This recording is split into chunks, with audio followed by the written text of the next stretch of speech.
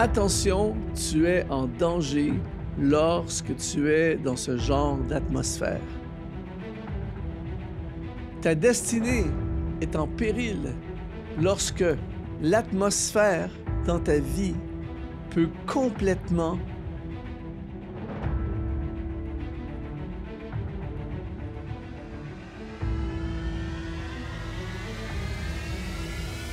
Bienvenue sur Exponentiel Podcast. Aujourd'hui, on va parler d'atmosphère de vie. Je commence tout de suite avec une question. Quelle est l'atmosphère de ta vie en ce moment?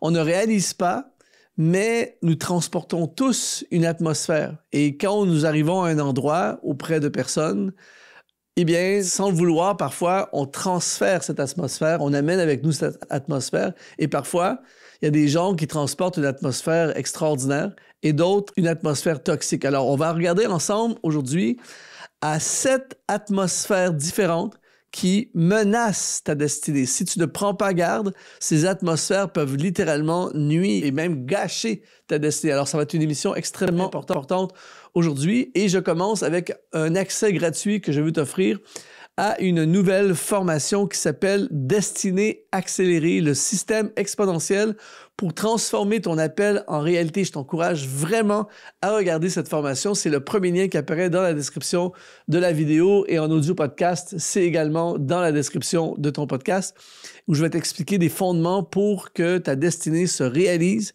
et qu'elle soit même en mode accéléré. Il y a des choses qui peuvent aller beaucoup plus vite que tu le penses.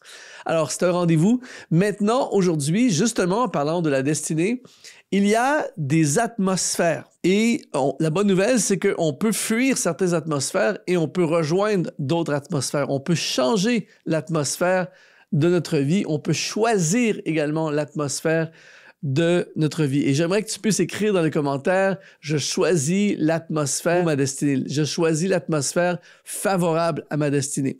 Alors, aujourd'hui, on va parler de 7 atmosphères, je les appelle des atmosphères dangereuses. C'est vraiment dangereux et ça peut vraiment faire du tort à ta vie. Numéro 1, première atmosphère dont il faut absolument te méfier, c'est ce que j'appelle l'atmosphère du doute et de l'incrédulité. Il y a des contextes, il y a des personnes, il y a des environnements, des endroits que lorsqu'on est dans leur atmosphère, lorsqu'ils viennent avec leur atmosphère, eh bien, tout à coup, on se retrouve dans une atmosphère de doute et d'incrédulité. Et dans Matthieu chapitre 13, au verset 58, on lit, en parlant de Jésus, on dit « Il ne fit pas beaucoup de miracles à cause de leur incrédulité. » Jésus arrive dans une ville et il y a une atmosphère d'incrédulité. On ne croit pas vraiment.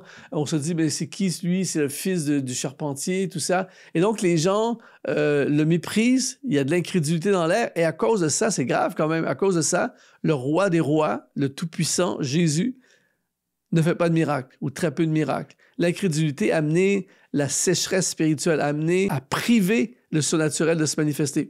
Et donc, le message maintenant pour toi et moi, c'est que si tu es constamment entouré de gens qui sont dans l'incrédulité, qui prononcent le doute constamment, qui remettent en question tes talents, ton appel, ta vision, le feu qui est en toi pourrait s'éteindre. En fait, l'incrédulité, c'est comme un poison qui peut te contaminer. Et ça, j'ai vu ça plein de fois, des gens qui avaient des rêves, des gens qui avaient une vision, des gens qui vivaient en mode destinée. Et tout à coup, ils se sont fait contaminer par des gens qui avaient une atmosphère de doute, d'incrédulité. Et j'ai vu vraiment des gens extraordinaires complètement prendre une autre route et s'éloigner complètement des plans de Dieu pour leur vie, simplement à cause de cette atmosphère. Alors, fais extrêmement attention à l'atmosphère du doute et de l'incrédulité. Si tu es béni et encouragé par cette émission, elle est rendue possible grâce à nos partenaires. Si tu aimerais nous aider à continuer à créer ce genre de contenu, deviens partenaire dès aujourd'hui. Tu n'as qu'à aller dans le lien qui apparaît dans la description de cette vidéo et au nom de toute l'équipe, nous te remercions à l'avance. De retour à ton émission. Deuxième atmosphère dont il faut se méfier, c'est l'atmosphère de la médiocrité et du compromis. C'est frappant de voir, et ça c'est quelque chose auquel j'ai été confronté souvent dans ma vie, l'atmosphère de la médiocrité. Par exemple, disons que tu as un ministère de, on va dire, je vais prendre un exemple que je connais bien, tu as un ministère de musique et de louange. Et tu es en mode excellent.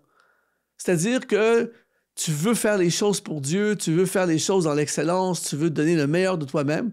Et tu arrives pour faire un événement musical, un concert, tu veux diriger la louange, et tu arrives dans une église ou dans un environnement où la médiocrité prédomine. Les gens ne prennent pas ça au sérieux, tout ça. Moi, ça m'est arrivé. Tu arrives et je ne dis pas ça pour juger ou quoi que ce soit, mais tu arrives à un endroit et les personnes arrivent à l'heure, ils n'ont pas investi dans une sono, le sonorisateur ne sait pas trop comment ça marche le système, le son est nul, c'est mal fait, c'est mal présenté, tu chantes, les paroles n'apparaissent pas sur la projection, tout ça. Et je t'assure que plusieurs soirées comme ça, moi j'ai vécu à un moment donné une succession de soirées où la médiocrité régnait. Je t'assure qu'à la fin, j'avais presque envie de tout lâcher. J'étais découragé, j'avais l'impression que ça ne servait absolument à rien de travailler si fort pour me préparer, tout ça, parce que quand j'arrivais dans leur environnement, dans leur atmosphère, eh bien, ils sabotaient par la médiocrité, alors qu'il y avait un potentiel pour faire des choses merveilleuses. Et je ne parle pas ici d'élitisme et de star system, tout ça. Je ne parle pas de ça. Je parle simplement de bien faire les choses, de faire des choses dans l'excellence pour Dieu, pour le roi des rois.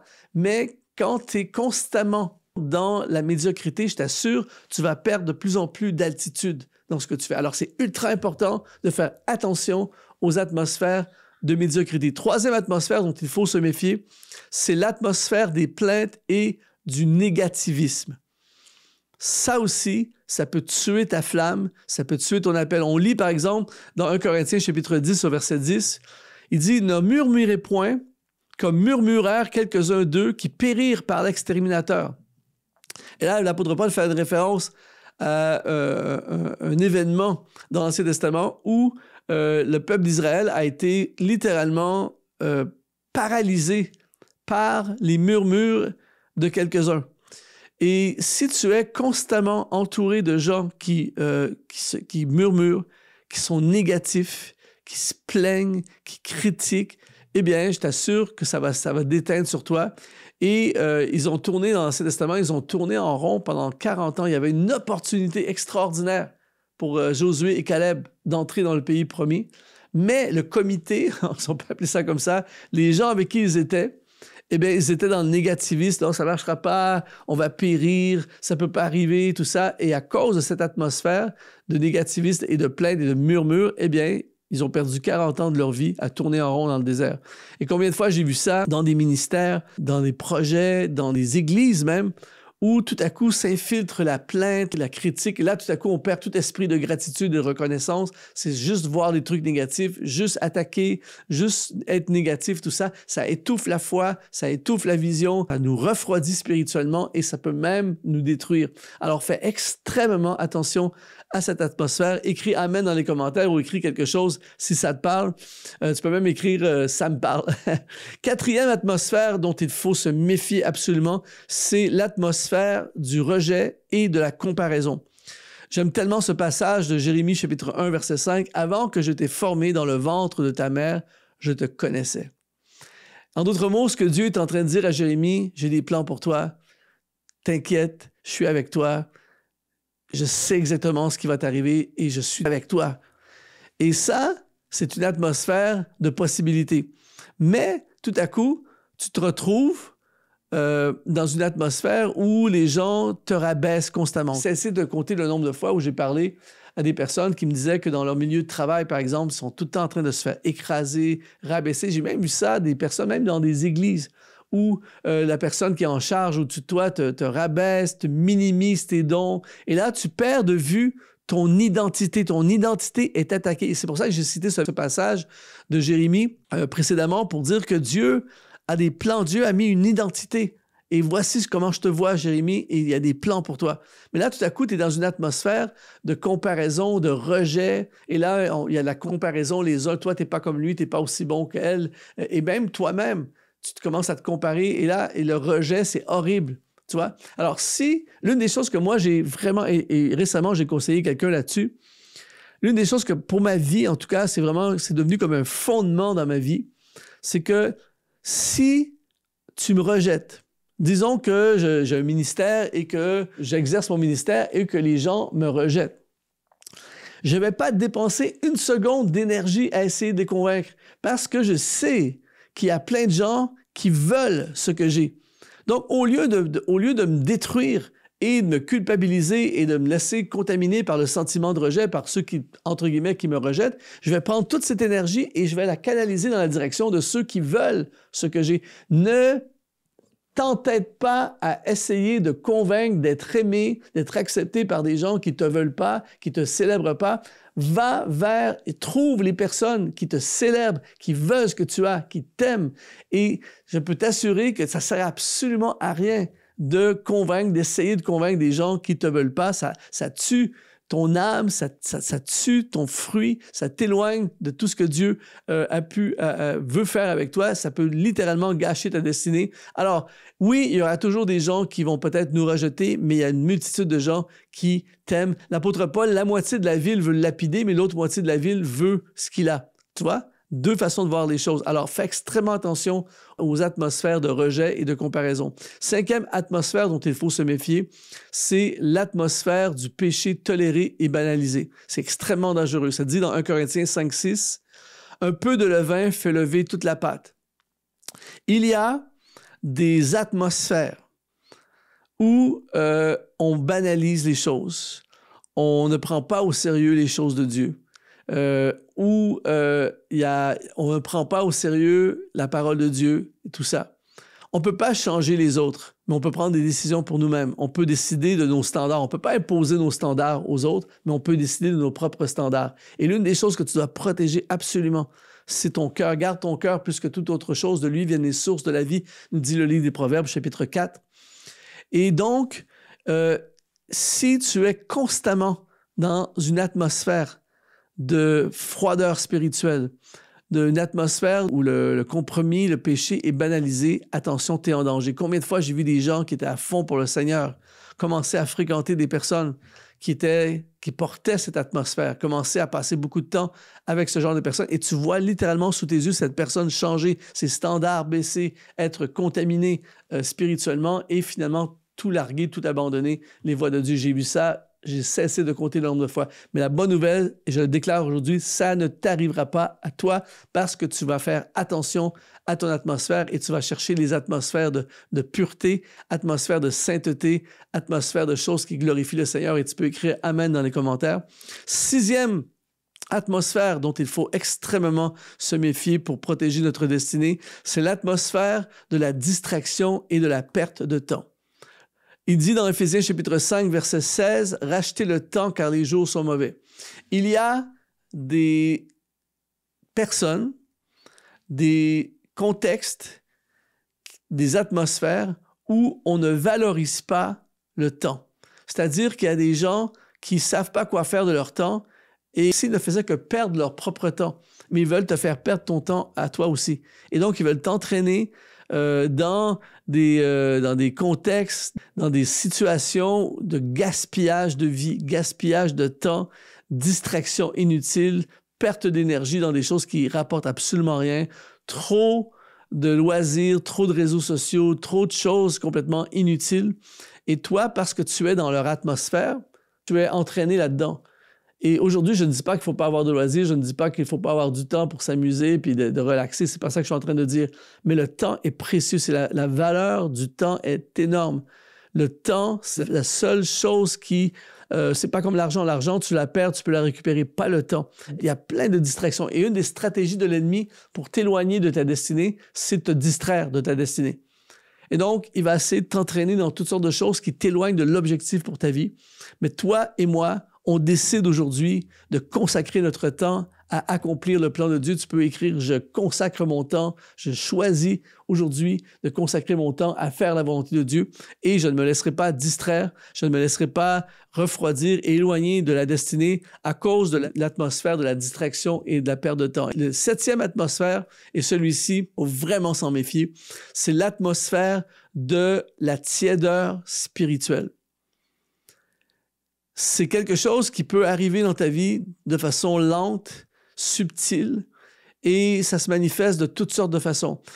Par exemple, des personnes offensées, des personnes qui se sont refroidies spirituellement et qui viennent dans ton écosystème de vie et qui commencent à semer la frustration, à semer le doute, à semer la critique. Ils critiquent leur pasteur, ils critiquent leur église, ils remettent tout en question.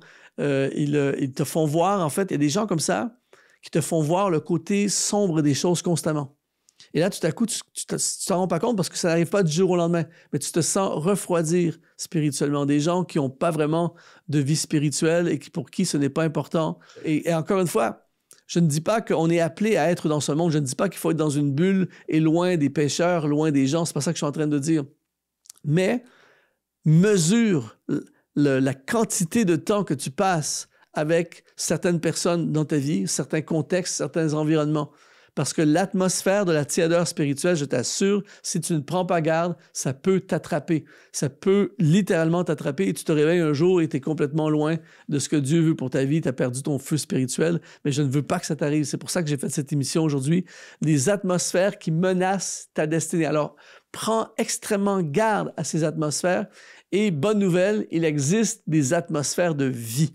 Atmosphère de passion spirituelle, atmosphère de destinée, atmosphère de croissance, atmosphère de possibilité, atmosphère de service, atmosphère d'amour, atmosphère de communion fraternelle, atmosphère positive qui bâtit le royaume de Dieu. Et ce que je cherche pour ma vie, j'espère que toi aussi. Si ça t'a parlé aujourd'hui, cette émission, eh bien, je t'invite à rejoindre ma formation tout à fait gratuite, Destinée accélérée, le système exponentiel pour transformer ton appel, ta destinée, en réalité. Je t'invite, c'est le premier lien qui apparaît sous cette vidéo ou dans la description de ton podcast audio. Et ce sera un honneur pour moi d'investir en toi dans cette formation. Merci d'être resté jusqu'à la fin de ce podcast. Si ça t'a parlé, écris Amen, mets un like, abonne-toi à notre chaîne. Ici Luc Dumont, ça a été un honneur d'investir en toi, sois exponentialisé.